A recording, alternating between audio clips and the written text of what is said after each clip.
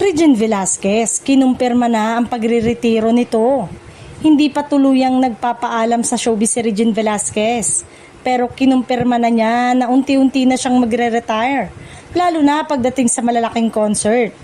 Sa kabila ng nakakagulat na pahayag, nilinaw ng Asia Songbird na hindi ito agarang pagkawala kundi isang maayos na paglipat sa mas tahimik na yugto ng kanyang karera.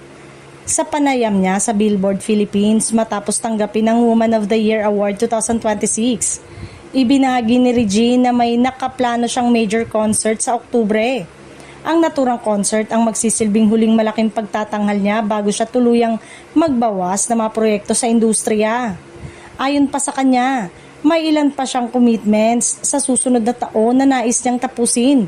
Ngunit matapos nito, balak na niyang mag-retire sa mas aktibong bahagi ng showbiz, lalo na sa paggawa ng malalaking concert na matagal na niyang ginagawa sa loob ng 4 na dekada.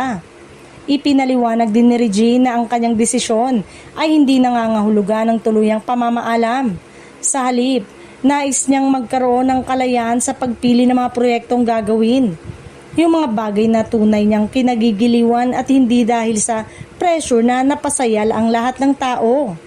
Malaki rin ang naging impluwensya ng kanyang asawang si Ogie Alcacid sa kanyang pananaw tungkol sa retirement. Ayon dito, ang pagre-retiro ay hindi pagtatapos kundi isang bagong simula kung saan maaari niyang gawin ang mga bagay na mas nagbibigay sa kanya ng saya at kapanatagan. Sa ngayon, patuloy pa rin nagpapasalamat si Regine sa suporta ng kanyang fans na sumubaybay sa kanya ng 40 years sa industriya. Habang papalapit ang kanyang milestone concert, inaasahan na magiging emosyonal at makasaysayan ang naturang pagtatanghal bilang pagdiriwang ng kanyang makulay at matagumpay na karera.